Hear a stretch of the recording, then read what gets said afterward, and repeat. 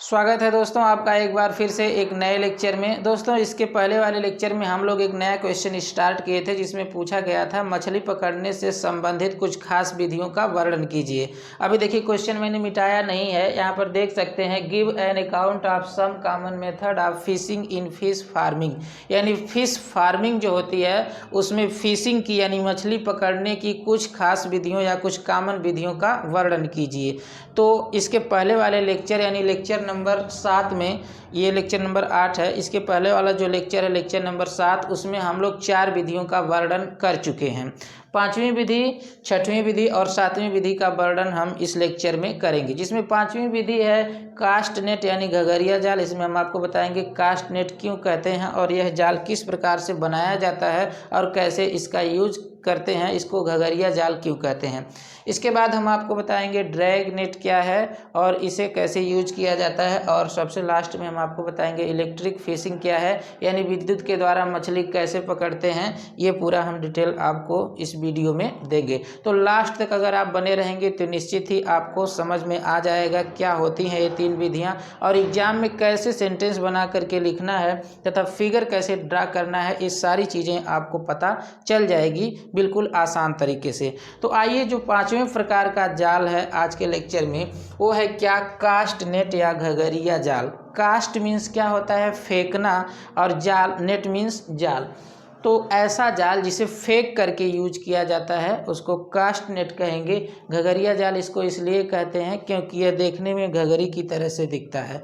छोटे बच्चों को आप घघरी पहने हुए देखे होंगे, लड़कियां तो खास रूप से पहनती हैं, लेकिन जो 1, 2 या 2.5-3 साल के लड़के होते हैं जिन्हें ज्ञान नहीं होता है, वो लोग भी कभी कभी घघरी पहनने के लिए नंग आ जाते हैं। तो आप देखे होंगे कि मम्मी लोग उनको भी घघरी पहना देती हैं और 1-2 घंटे पहने रहते हैं। इसके बाद जब चिढ़ाने लगते हैं लोग तो निकाल कर फेंक देते हैं। कुल मिलाकर ये कहना है कि आप घघरी कभी ना कभी देखे ही होंगे और उसी तरह से ये जाल दिखता है। एक और इसका शेप है अम्ब्रेला की तरह से दिखता है। आप देखेंगे तो जैसे इसको आप तीली समझें तो कुछ इसका अम्ब्रेला शेप भी है, यानी अम्ब्रेले की तरह, छाते की तरह से भी दिखता है। सर्कुलर होता है, नीचे गोल होता है। और ये देखिए जो इसमें चौकोर खाने दिख रहे हैं, ये चौकोर जो खाना दिख रहा है इसको मेस यानी कि फंदा बोलते हैं। ऊपर जो है फंदे की संख्या 50 होती है यानी कम है, और नीचे जो फंदा की संख्या है वो 1000 तक होती है, क्योंकि ऊपर वाला पोर्शन जो होता है वो पतला होता है, जैसे जैसे नीचे जाएंगे वैसे वैसे चौड़ा होता जाता है। जैसे आप छतरी देखे हैं, छतरी को अगर आप बंद कर लीजिए या खोल ही लीजिए तो ऊपर वाला देखेंगे ऊपर कम कपड़ा लगा होता है, और जैसे जैसे उसके परिधि पर आप जाएंगे, पेरीफेरी पर ज़्यादा कपड़े लगाए जाते हैं। तो उसी तरह से यहाँ पर आप इस जाल में भी देख सकते हैं, ऊपर कम पोर्शन है तो 50 फंदे होगा। अगर आप यहाँ से लेकर के चारों तरफ गिन डालेंगे तो 50 फंदा रहेगा। ये नियर अबाउट बताया जा रहा है 40 भी हो सकता है, 60 भी हो सकता है। जैसे छोटे बड़े जाल होते हैं उसी प्रकार से फंदे बनाए जाते हैं। ये हमें एक एवरेज बता रहे हैं कि ऊपर की संख्या नीचे की अपेक्षा कितनी कम होती है। तो 50 फंदे ऊपर होते हैं, नीचे 1000 फंदे हो जाते हैं। यानी कि आप समझ सकते हैं कि ऊपर कितने कम होता है, कितना कम होता है इसका सर्कुलर पोर्शन, लेकिन नीचे कितना ज़्यादा हो जाता है, ये आप समझ गए होंगे। और जब आप इसके नीचे जाएंगे तो अंदर की तरफ जो है इस जाल को मोड़ करके पॉकेट बनाया जाता है। अब इसके पहले आप जान लीजिए कि जो ये मेस होता है फंदा, ये पूरे फंदे की जो साइज होती है, चाहे इसका किसी भी फंदे की साइज आप देखेंगे तो वह 2.5 सेंटीमीटर होती है, यानी 2.5 सेंटीमीटर इसकी साइज होती है। ऐसा इसलिए है क्योंकि अगर ज़्यादा छोटे फंदे बनाए जाएंगे तो छोटी मछलियां भी इसमें फंस करके आ जाएंगी, इसलिए इसकी साइज 2.5 सेंटीमीटर यानी 2.5 सेंटीमीटर बनाई जाती है, ताकि जो छोटी मछलियां हैं वो इस फंदे से निकल जाएं, बाकी बड़ी मछलियां हैं जिन्हें जो पकड़ने लायक हुई हैं वही मछलियां इसमें पकड़ाएं। अब देखिए ऊपर संख्या 50 फंदों की, नीचे संख्या 1000 तक है, और जो फंदे मेस यानी फंदा है उसकी साइज 2.5 सेंटीमीटर होती है। आगे समझिए क्या होता है, जो नीचे वाला पोर्शन है इसको फोल्ड करके एक पॉकेट बनाया जाता है। जैसे देखिए ये हैंकी आप देख रहे होंगे, अगर आप इसको देखेंगे ऐसे मोड़ दिया जाए इसको अंदर की तरफ, जैसे ऐसे है, आप इसको अगर अंदर की तरफ ऐसे मोड़ दें तो मोड़ करके अगर सील दिया जाए तो यहाँ पर देखिए एक पॉकेट बन जा रहा है, यहाँ पर देखिए एक पॉकेट बन जा रहा है कि नहीं। इसी तरह से इस जाल को अंदर की तरफ मोड़ करके एक पॉकेट बनाया जाता है और उस पॉकेट में भी रस्सी होती है जिसका यूज किया जाता है इसके माउथ को बंद करने के लिए। अभी हम आपको वो बताएंगे। जैसे अगर इसके अंदर रस्सी रहेगी और जब इस रस्सी का मेन जो कनेक्शन है इस मेन वाली रस्सी से रहेगा और जब ये रस्सी खिंचाएगी तो धीरे धीरे इसका माउथ क्या है, बंद हो जाएगा, मुंह बंद हो जाएगा और इसके अंदर आई हुई मछलियाँ फंस जाएंगी। यहाँ पर देखिए सिंकर लगे हुए हैं। सिंकर क्यों लगाया जाता है? क्योंकि इस जाल को फेंक करके यूज किया जाता है। जैसे अगर आप फेंकेंगे पानी में जाकर फैल जाता है और अगर सिंकर नहीं लगा होगा तो नीचे जाल कैसे डूबेगा, इसलिए सिंकर भी लगाया जाता है ताकि जाल आसानी से नीचे पानी में डूब जाए। क्योंकि मछलियाँ एकदम पानी के सतह पर तो रहेंगी नहीं, मछलियाँ तो नीचे भी होती हैं, तो इसलिए ये ज़मीन तक यानी कि पेंदी तक, तली तक चला जाए। इसके बाद देखिए ऊपर एक हैंड लाइन होती है, इसको हाथ में इस उंगली से लपेट लेते हैं ताकि आप जाल फेंकें तो ये नहीं कि पूरा रस्सी सहित फेंका जाए। अब फेंका जाएगा तो जाल बह जाएगा, फिर आप खोजते हुए नहीं पाएंगे क्योंकि सिंकर लगा होता है, पेदी में डूब जाएगा तो आप कहाँ खोजेंगे। इसलिए इसकी जो हैंड लाइन है, मेन रस्सी है, इसको उंगली से बांध कर रखते हैं ताकि फेंकते समय जाल चला जाए पानी में। अब जितनी लंबी इसकी मेन रस्सी रहेगी उतना दूरी तक जाकर ये गिरेगा, लेकिन पूरी अगर रस्सी छूट करके गिर जाएगी तब क्या होगा, जाल उसी में खो जाएगा। इसलिए इसको अपने हाथ के इस वाली उंगली में लपेटे रहते हैं जो लोग इसका यूज करते हैं। अब आइए हम आपको बताते हैं कि जाल का यूज कैसे करते हैं। तो देखिए सबसे पहले आप इस नेट को नीचे से ऐसे बटोर लेंगे, यानी कि मोड़ेंगे नहीं। जैसे देखिए अभी ये जाल है तो आप इसको सबसे पहले, इस जाल को आप सबसे पहले इस तरह से ऐसे करके मोड़ लेंगे। अब ये नहीं कि आप अगर ऐसे मोड़ लेंगे, इस तरह से मोड़ेंगे तो फेंकेंगे तो खुलेगा ही नहीं, खुलना चाहिए। इसलिए इसको लपेटते नहीं हैं, बल्कि इस तरह से आप मोड़ करके और ऐसे हाथ पर रख लेते हैं और ऐसे घुमा करके फेंकते हैं ताकि जाकर के पानी में ऐसे फैल जाए। तो पूरा एकदम इस तरह से नहीं मोड़ते हैं कि जाकर पानी में फैले ही ना। छोटे बच्चों को आप देखे होंगे टी शर्ट वगैरह पहनाया जाता है तो ऐसे फोल्ड करके उसके गले में डाल दिया जाता है। तो इसी तरह से इस जाल को भी फोल्ड करते हैं और फोल्ड करने के बाद मतलब मोड़ते नहीं, एकदम उस तरह से नहीं मोड़ते हैं, बस ऐसे केवल बटोर लेते हैं। अभी मैंने हैंकी से दिखाया ही आपको।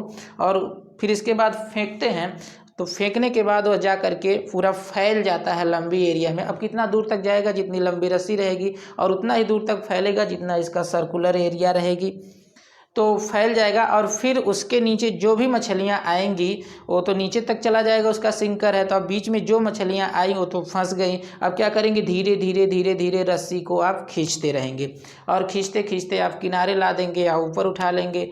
अब इसका यूज कहाँ से किया जाता है ये समझ लीजिए। जैसे कोई नदी है, अगर नदी में पुल है तो आप पुल पर से भी फेंक करके यूज कर सकते हैं। कई बार मैंने इसको पुल पर से भी फेंक कर यूज करते हुए देखा है। और इसको खासकर नाव से यूज किया जाता है, नाव पे खड़े होकर के यूज किया जाता है। जैसे मान लीजिए यहाँ पर नाव है, खड़े होकर एक बार आप इसका प्रयोग कर दिए तो जब एक बार जहाँ जिस क्षेत्र में इस जाल को फेंक देंगे वो उसका प्रभाव दूर तक चला जाता है और मछलियाँ दूर दूर तक वहाँ से हट जाती हैं। इसलिए अब जाल को फिर ले जाएंगे दूसरी जगह, नाव को ले जाएंगे तो वहाँ से फिर फेंकेंगे।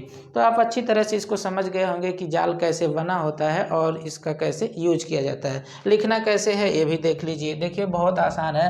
This is a circular umbrella shaped net, यानी कि यह गोलाकार छतरी की तरह से जाल होता है। The number of message on mouth is 50 and eight the periphery about 1000। मैंने अभी बताया नंबर ऑफ मैसेज मतलब फंदों की संख्या ऊपर जो होती है वो 50 होती है और परिध यानी पेरीफरी पर 1000 होती है। The size of mess is 2.5 centimetre, यानी जो इसके फंदे की साइज होती है वो 2.5 सेंटीमीटर होती है। At the periphery circular pocket are formed, यानी इसके परिधि पर सर्कुलर पॉकेट बनाया जाता है। अभी मैंने बताया कि इसको अंदर की तरफ मोड़ करके एक पॉकेट बनाया जाता है जिसके अंदर रस्सी पड़ी होती है। तो circular pocket are formed by folding of net inward, यानी जाल को अंदर की तरफ मोड़कर। पॉकेट कंटेन आयरन सिंकर, यानी पॉकेट के पास आयरन सिंकर होता है, यानी लोहे का बना हुआ सिंकर। सिंकर का मतलब भार होता है जिससे जाल पानी में डूब जाए, क्योंकि अगर भार नहीं लगा रहेगा वैसे ही आप जाल फेंकेंगे तो पानी के ऊपर तैरता ही रह जाएगा और मछली नीचे से निकल करके दूसरी तरफ भाग जाएंगी। इसलिए सिंकर लगा रहेगा तो जाल जा करके पेंदी में बैठ जाएगा, जिससे मछलियां बाहर नहीं निकल पाएंगी। तो आयरन सिंकर्स। इसके बाद देखिए क्या लिख देंगे, in pocket a thin rod of 3 mm diameter woven that tighten to close the mouth. अब इस पॉकेट के अंदर 3 mm डायमीटर की एक पतली सी रस्सी लगी होती है जो टाइट होने के बाद इसके माउथ को क्लोज कर देती है ताकि मछलियां निकल कर भाग न जाएं। तो ये रस्सी भी लगा होना जरूरी है। The free end of hand line is tied to the 4 finger, यानी जो हैंड लाइन का फ्री एंड है, ये वाला फ्री एंड है, इसे आप बांध लेंगे। 4 फिंगर मतलब इस वाली उंगली में इसको बांध करके रखेंगे। मैंने अभी बताया कि अगर बांध कर नहीं रखेंगे तो जाल फेंकेंगे तो पूरा रस्सी सहित फेंका जाएगा, तो पानी में जाकर गिर जाएगा, फिर आपको जाल भी नहीं मिलेगा। मछली की तो बात ही अलग है। इसके बाद at the time of fishing, यानी मछली पकड़ते समय the net is swung over the hand. Net को आप क्या करेंगे, हाथ के ऊपर ऐसे नचा करके फेंकते हैं। हाथ के ऊपर ऐसे ऐसे नचा करके फेंकेंगे कि ऊपर जा करके फैल जाए। अगर आप ऐसे फेंक देंगे तो थोड़ी ना फैलेगा, इसको ऐसे नचा करके फेंकते हैं ताकि जा करके जाल पूरा फैल जाए। Over the hand and drop to the distance reachable by attach to rope. कितनी दूरी तक जाएगा ये तो उस रस्सी पर डिपेंड करेगा जो आप हाथ में लपेटे हुए हैं। ये रस्सी अगर ज़्यादा लंबी है तो ज़्यादा दूर तक जाएगा। अब रस्सी ही नहीं रहेगी तो आप कैसे फेंक पाएंगे दूर तक। तो आपने लिखा है ड्रॉप टू द डिस्टेंस, यानी इतनी दूरी पर इसको फेंकते हैं। रीचेबल बाय अटैच रॉप, यानी कि जहाँ तक पहुँच सके उस जुड़ी हुई रस्सी से। Cast net is operated from the boat. Cast net को आप नाव पर खड़े होकर के यूज कर सकते हैं। After some time it is slowly dragged from water. कुछ समय बाद इसको धीरे धीरे पानी में से खींच लेते हैं। धीरे धीरे आप पानी में से क्या करेंगे, खींच लेंगे, क्योंकि तेजी से खिंचाएगा ही नहीं पानी में। Dragged from water with the rope, यानी रस्सी के माध्यम से। रस्सी के माध्यम से इसको ऐसे ऐसे धीरे धीरे खींच लेंगे। The fishes enter in the net are catch, यानी जो मछली जाल के अंदर चली गई है, पकड़ा गई है, वो तो बाहर आ जाएंगी। तो इस विधि को आपने देख लिया कैसे यूज करना है और कैसे इसका फिगर बनाना है। अब देखिए क्या है, जो छठवीं विधि है इसको क्या कहेंगे, ड्रैग नेट। ड्रैग नेट क्या होता है, ये बहुत ही सिंपल टाइप का जाल होता है। ये इसमें कुछ भी कम्प्लेक्स नहीं है। देखिए यह एक जाल है और इसमें नीचे की तरफ सिंकर लगा होता है और ऊपर की तरफ फ्लोट लगा होता है। फ्लोट इसको तैराने का काम करता है ताकि ऊपर वाला पोर्शन नीचे न चला है और नीचे वाला पोर्शन ऊपर न चला जाए, इसलिए यहाँ पर सिंकर लगा हुआ है। यानी आप इसको अगर ऐसे 2 लोग पकड़ करके, हम इधर हैं उधर कोई है, और पकड़ करके नीचे अगर इसको पानी में डाला जाएगा तो सिंकर की वजह से क्या होगा, नीचे चला जाएगा नीचे वाला पोर्शन, और फ्लोट की वजह से ऊपर वाला पोर्शन ऊपर ही रहेगा। तो ऊपर फ्लोट भी लगना जरूरी है, नीचे सिंकर भी लगना जरूरी है। 2 रस्सी होती है, एक रस्सी देखिए नीचे लगी होती है, एक ऊपर लगी होती है। दोनों रस्सी को पकड़ करके भी यूज किया जाता है, कभी कभी ऊपर वाली रस्सी पकड़ के ही यूज किया जा सकता है। इसमें कुछ खास भी नहीं है, कोई कम्प्लेक्स नहीं है इसको यूज करने में भी। इस वाले जाल को यूज करना थोड़ा कम्प्लेक्स है, सब लोग नहीं इसका यूज कर पाएंगे। जिन लोगों को एक्सपीरियंस होता है वही लोग इसका यूज करते हैं। धीरे धीरे कोई सीखेगा तो कर ही ले जाएगा, लेकिन पहली बार में आप इसका यूज सही से नहीं कर पाएंगे। लेकिन इसका प्रयोग कोई पहली बार में भी कर सकता है। इस जाल को यूज करने के लिए 2 लोग चाहिए, कभी कभी तो 4-4, 5-5 लोग भी लगे होते हैं। हालांकि कम से कम अगर 2 लोग भी रहेंगे तो इसका यूज कर लेंगे, लेकिन इसका यूज आप अकेले नहीं कर सकते हैं। इस वाले जाल का यूज आप अकेले कर सकते हैं क्योंकि इसमें 2 लोगों की ज़रूरत नहीं है। इसमें होता क्या, 2 लोग क्या करने के लिए चाहिए, देखिए 1 लोग इधर रहेंगे और 1 लोग इधर रहेंगे, और जाल को ऐसे, जैसे ये नदी है, 1 लोग इधर से ऐसे पकड़ कर खींचते चले जाएंगे, 1 लोग उधर से ऐसे खींचते खींचते जाएंगे, किनारे पर ला करके मछलियों को छान करके रख देंगे और हाथ से फिर मछली को पकड़ लेंगे। अब इसमें लिखना कैसे है, देखिए this is a commonly use for fishing in lake and river. इसमें इसको झील में या फिर नदी में यूज किया जाता है इस जाल को, क्योंकि ये लंबी होती है, लंबी वाटर बॉडी होती है। तो ऐसे एक ओर से पकड़ करके एक इधर और एक उधर, तो दोनों लोग खींचते ऐसे चले जाएंगे। तो इसे कहाँ यूज कर सकते हैं? लेक्स एंड रिवर्स, यानी कि झीलों में और नदियों में। It is provided with a main rope, इसके पास एक मेन रॉप होती है, एंड ए फुट रॉप, यानी एक नीचे वाली रस्सी। ये देखिए मेन रॉप होती है और नीचे एक फुट रॉप, यानी एक ऊपर की रस्सी होती है, एक नीचे, 2 रस्सी इसमें होती है। मेन रॉप एराइजेज फ्लोट, मेन रॉप से क्या निकला होता है? फ्लोट निकला होता है। फ्लोट का मतलब तैरने के लिए, ताकि जाल ऊपर का हिस्सा नीचे न चला है, नहीं तो ऊपर से मछलियाँ निकल जाएंगी। ऊपर भी उठाया होना चाहिए और नीचे भी जाना चाहिए, नहीं तो नीचे से मछलियाँ निकल जाएंगी।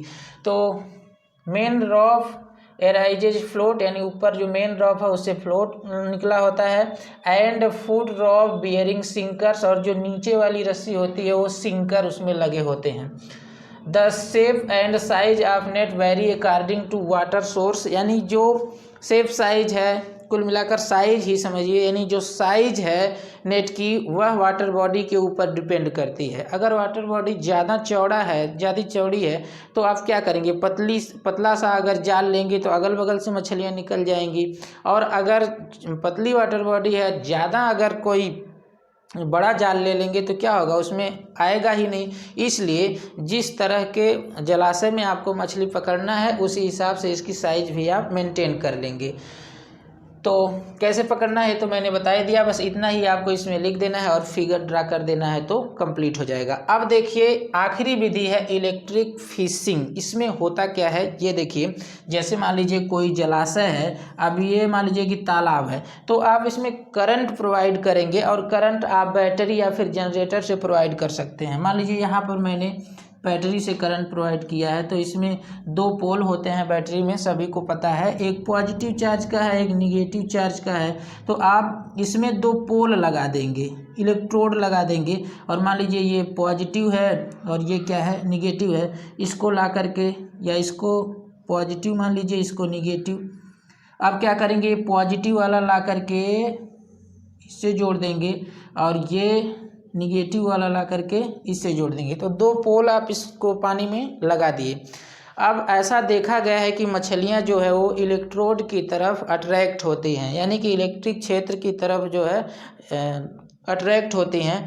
तो अभी जो मछलियां यहाँ पर रहेंगी या यहाँ ऐसे जो मछलियां हैं, वो कुछ मछलियां इधर की तरफ जाना शुरू हो जाएंगी और कुछ मछलियां इधर की तरफ जाना शुरू हो जाएंगी। तो जब यहाँ पर मछलियां इकट्ठा हो जाएंगी तो आसानी से इसे पकड़ा जा सकता है। देखिए ये विधि खतरनाक होती है, कॉमनली यूज तो नहीं किया जाता है, लेकिन पूरी सावधानी के साथ इस विधि का प्रयोग कर सकते हैं। इसमें लिखना कैसे है ये देखिए, although it is not common method of fishing, यद्यपि ये जो विधि है, ऑल्दो मतलब यद्यपि, it is not common method of fishing, यह मछली पकड़ने की कॉमन विधि तो नहीं है, but some time it is use very carefully, लेकिन कभी कभी बहुत सावधानी के साथ इस विधि का प्रयोग कर सकते हैं। It is reported that fishes are attracted towards electric field on electrode. देखिए ऐसा रिपोर्ट किया गया है, इट इज रिपोर्टेड दैट, ऐसा रिपोर्ट किया गया है, देखा गया है, फिशेस मतलब मछलियां, अट्रैक्ट मतलब आकर्षित होती हैं, टूवर्ड्स इलेक्ट्रिक फील्ड यानी इलेक्ट्रिक फील्ड की तरफ, ऑन इलेक्ट्रोड मतलब कि इलेक्ट्रोड की तरफ। इलेक्ट्रोड में अब कैथोड हो या एनोड हो, दोनों हो सकता है, तो दोनों की तरफ मछलियां अट्रैक्ट होती हैं। Current are produced from generator, current को जनरेटर से आप प्रोड्यूस कर सकते हैं, और अथवा फ्रॉम बैटरीज, या बैटरी से भी प्रोड्यूस कर सकते हैं, दोनों से आप करंट प्रोवाइड कर सकते हैं। The electric current is of about 15 amperes, जो इलेक्ट्रिक करंट है उसे 15 एम्पियर तक देना है, ज़्यादा करंट नहीं देना है। आप जो है धारा मापी लगाए रहेंगे और वहाँ से आपको पता चल जाएगा कितना करंट सप्लाई हो रहा है, और घटा बढ़ा भी सकते हैं।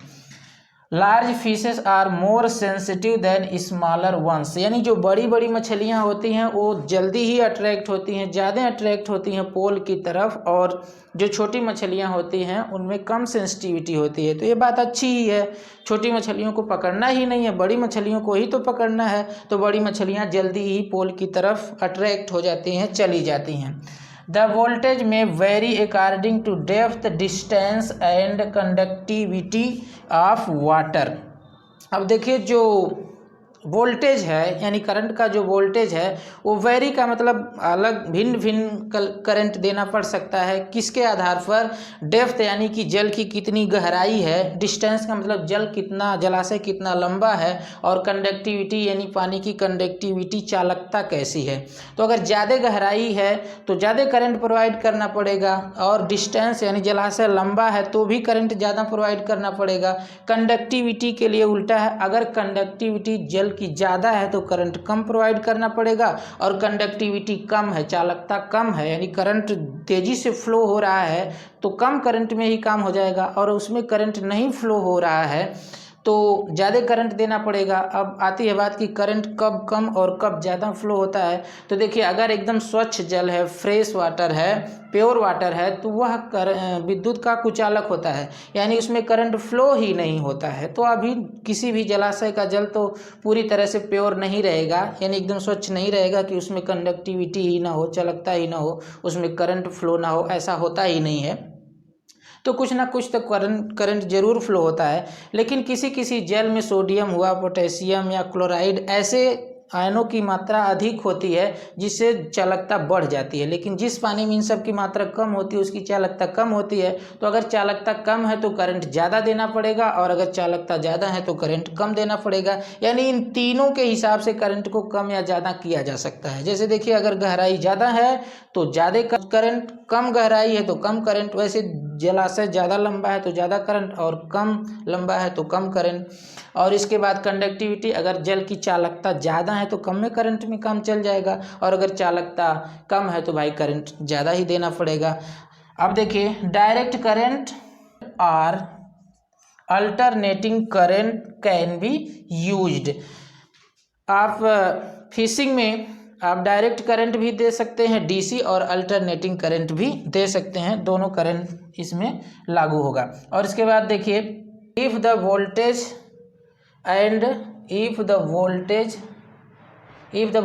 And intensity well regulated, the fishes soon recover from the shock in the electric field।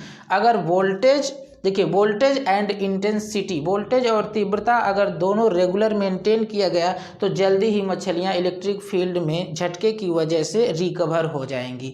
तो दोस्तों ये मछली पकड़ने की आखिरी विधि थी इलेक्ट्रिक फिशिंग। हालांकि इसका यूज ज़्यादातर नहीं किया जाता है क्योंकि ज़्यादा खतरनाक होता है, बड़ी सावधानी के साथ इसका यूज किया जा सकता है। तो दोस्तों मछली पकड़ने की जितनी भी विधियाँ थी वो समाप्त हो गई, और पिसी कल्चर भी इसी के साथ मेन टॉपिक जो है वो समाप्त हो जाता है। इसके अलावा भी कुछ पार्शियल टॉपिक बचते हैं तो आगे हम बाद में इसको बताएंगे। लेकिन इसके बाद हम कोई दूसरा कल्चर यानी सेरी कल्चर के साथ मिलते हैं नेक्स्ट वीडियो में। तब तक के लिए जय हिंद।